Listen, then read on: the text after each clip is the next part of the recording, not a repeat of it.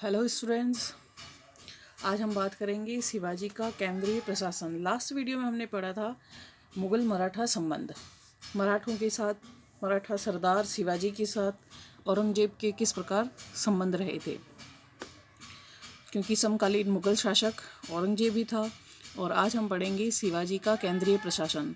तो according to MG. Ranade, Shivaji एक महान संगठनकर्ता, असैनिक प्रशासन के निर्माणकर्ता थे।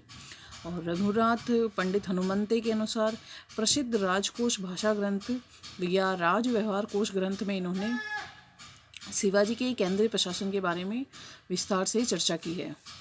और इसके बाद हम बात करेंगे अष्टप्रधान के बारे में। शिवाजी की यह मंत्रिपरिषद राजा की सलाह के लिए गठित की गई।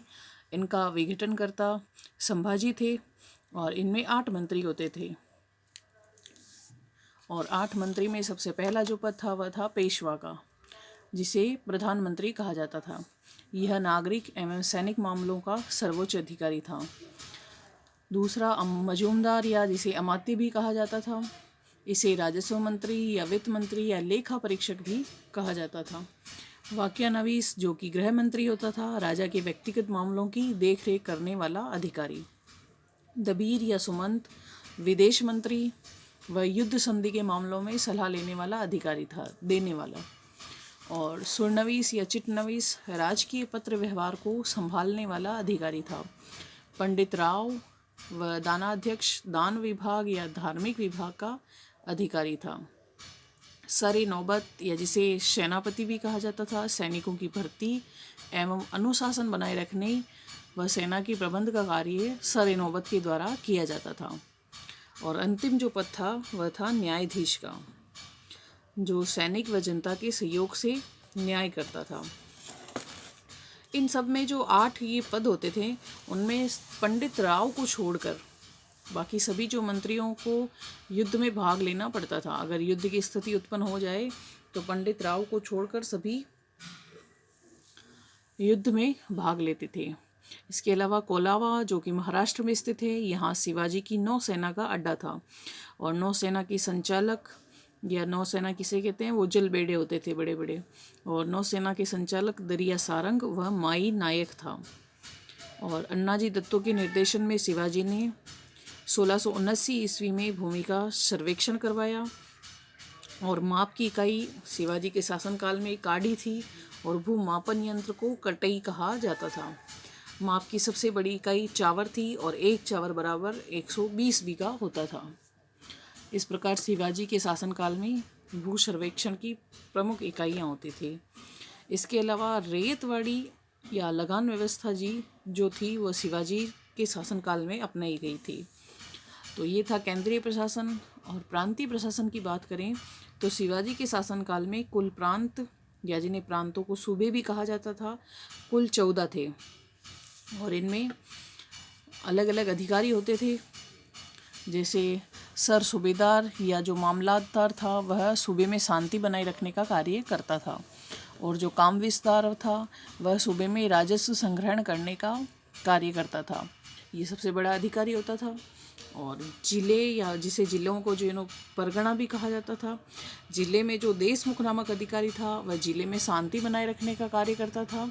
और जो देश पांडे नामक अधिकारी था वह जिले में राजस्व संग्रहण करने का कार्य करता था। और इसके बाद बात करें गांव के प्रशासन के बारे में, तो जो पटेल, या जिन्हें पाटिल भी कहा जाता था, वह गांव का मुखिया होता था। चौगोले नामक अधिकारी पटेल का सहायक होता था। और महार, जो कि गांव का चौकीदार होता था। कुलकर्णी, राजस्व विभाग का प्रमुख अधिकारी। पोतदार, सिक्कों की शुद्धता का ध्यान रखने वाला अधिकारी होता था। सैन्य प्रशासन की बात करें तो बरगीर सेना, सिलेदार सेना और मावली सेना को इन 3 भागों में बांटा गया, जिनमें बरगीर सेना की संख्या 45,000 थी, सिलेदार सेना की संख्या 60,000 और मावली सेना की संख्या 1 लाख थी। और जिनमें भी बरगीर जो सेना थी वह शाही घुड़सवार सेना थी। और इन्हें उपनाम पागा के नाम से भी जाना जाता था। घुड़सवार सेना का जो पदक्रम था, आरोही क्रम के अनुसार देखें तो हवलदार, जुमलादार, 1 हजारी, 5 हजारी, सर ए नौबत, ये क्रम था घुड़सवार सेना का पदक्रम। पैदल सेना का जो पदक्रम था वह था नाइक, हवलदार, जुमलादार, 1 हजारी, 7 हजारी और सरहे नौबत। ये पैदल सेना का पदक्रम था। और इस प्रकार किले में भी सेना को रखा जाता था, जिनमें हवलदार जो होता था वह किले का प्रमुख अधिकारी था। सबनवीस जो अधिकारी था वह किले में लेखा जोखा करता था। कर्नीस रसद अधिकारी था। और सर नौबत रात में सुरक्षा करने वाला प्रमुख अधिकारी था। इस प्रकार शिवाजी के शासनकाल में सैन्य प्रशासन को 3 भागों में बांटा गया: घुड़सवार सेना, पैदल सेना और किले की सेना। और इनके भी जो अलग अलग पदक्रम हैं इनको हमने देखा है डिटेल से। अब हम बात करेंगे शिवाजी के शासनकाल में समाज का वर्गीकरण। समाज जिनमें जो अलग अलग वर्ग होते थे उनमें बलूतेदार 12 कारीगरों का समूह होता था। मिरासदार स्वतंत्र किसान होते थे। उपरीस जो थे वह बटाईदार खेत मजदूर थे। सरेजाम जागीरदार को वेतन के बदले दी जाने वाली भूमि कहलाती थी। मोकसा जागीरदार को सैनिक खर्च के बदले में दी जाने वाली भूमि थी। और शिवाजी के शासनकाल की राजस्व व्यवस्था या अर्थव्यवस्था की बात करें तो प्रारंभ में भूमि कर 33% था, जिसे बढ़ाकर बाद में 40% कर दिया गया। चौथ नामक एक सैन्य कर वसूल किया जाता था जो कि 25% था। और ये वसूली पड़ोसी राज्यों से की जाती थी। वसूली के बाद मराठा उस राज्य पर आक्रमण नहीं करता था। मराठा सरदार या मराठा जो सेना थी जो राज्य चौथ दे देता था उसके बाद उस पर आक्रमण नहीं किया जाता था मराठा सरदारों के द्वारा।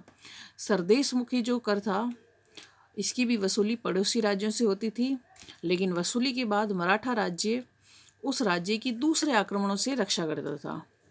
अगर दूसरा कोई आक्रमण उस राज्य पर होता है तो मराठा सरदार उस राज्य की सुरक्षा करेगा। इस प्रकार चौथ नामक ये सैन्य कर था जो कि पड़ोसी राज्यों से वसूल किया जाता था। और चौथ की जो वसूली होती थी बाद में उस वसूली का बंटवारा होता था, जिनमें जो बब्ती है वह वसूली का 1/4 भाग होता था जो कि राजा के लिए जाता था। और सहोरा जो वसूली का 6% होता था जो सचिव के लिए जाता था। और नाटगुंडा वसूली का 3% होता था और वो अपनी इच्छा के अनुसार इसे कहीं भी उपयोग कर लेते थे। और मोकासा वसूली का 66% था जिसे मराठा जागीरदारों के लिए दिया जाता था। इस प्रकार चौथ जो राजस्व आता था उसकी ये 4 भाग किए जाते थे और इन 4 भागों को फिर बांट दिया जाता था। शिवाजी के न्याय प्रशासन की बात करें तो पंच परमेश्वर पंचायत स्तर पर दीवानी मामलों की सुनवाई करता था। पाटिल ग्राम स्तर पर न्यायिक अधिकारी था। मामलातदार जिले का न्याय अधिकारी, सरसूबेदार प्रांत का न्यायिक अधिकारी। और इस प्रकार शिवाजी की न्याय व्यवस्था थी। एक वर्णा की संधि के बाद मराठा साम्राज्य का विघटन हो गया था और ये 4 भाग हो गए थे, जिनमें बड़ौदा में गायकवाड़ रहते थे, इंदौर में होलकर, ग्वालियर में सिंधिया और नागपुर में भोंसले। मराठा साम्राज्य इन 4 भागों में विभाजित हो गया। और विशेष तथ्यों में देखें तो पत्तदाम जो था वह विधवा पुनर्विवाह पर लगाया जाने वाला कर था। हुजूर दफ्तर पूना में पेशवा का सचिवालय था। पेशवा यानी कि प्रधानमंत्री। हवलदार जो कि महल का प्रमुख या महल या किले का प्रमुख अधिकारी होता था। काम विस्तार चौथ नामक कर वसूल करता था, ये वसूल करने वाला प्रमुख अधिकारी था। गुमास्ता सरदेशमुखी नामक कर वसूल करता था। कर्जा पट्टी या जस्ती पट्टी यह जमींदारों पर लगाने वाला असाधारण कर था, जमींदारों से वसूल किया जाता था। मिरास पट्टी या सिंहासन पट्टी जो कि मराठा काल में किसानों से वसूला जाने वाला उपकर था। और शिवाजी के तोपखानों का जो प्रमुख केंद्र था वह पूना व अम्बे गांव में था। और इसके अलावा हिंदू पद पातशाही मराठा स्वराज्य को कहा जाता था। ढीला राज्य पेशवाओं के शासन को ढीला राज्य कहा जाता था। और इसके अलावा मराठा साम्राज्य का जो इतिहास लिखा गया था वह ग्रांट टफ के द्वारा लिखा गया था। इस प्रकार हमने शिवाजी के प्रशासन के बारे में डिटेल से बात की। उनका केंद्रीय प्रशासन, उनका प्रांतीय प्रशासन, ग्राम प्रशासन, राजस्व और सामाजिक व्यवस्था, न्याय व्यवस्था, और इसके अलावा जो समाज में जिस प्रकार के रीति रिवाज थे उनके बारे में भी देखा। और नेक्स्ट वीडियो में हम बात करेंगे, उनका सैन्य प्रशासन भी देखा। नेक्स्ट वीडियो में हम बात करेंगे नए टॉपिक को लेकर। तब तक अपने नोट्स को कंप्लीट कीजिए और इन्हें नोट डाउन करते रहिए, रीड आउट करते रहिए, ताकि आपका रिवीजन होता रहे बार बार। एग्ज़ाम के पॉइंट ऑफ व्यू से जो भी आपके क्वेश्चन बनते हैं उनको यहाँ मैं बताती जा रही हूँ, ताकि आपकी कोई क्वेरीज नहीं रहे। इसी के साथ धन्यवाद।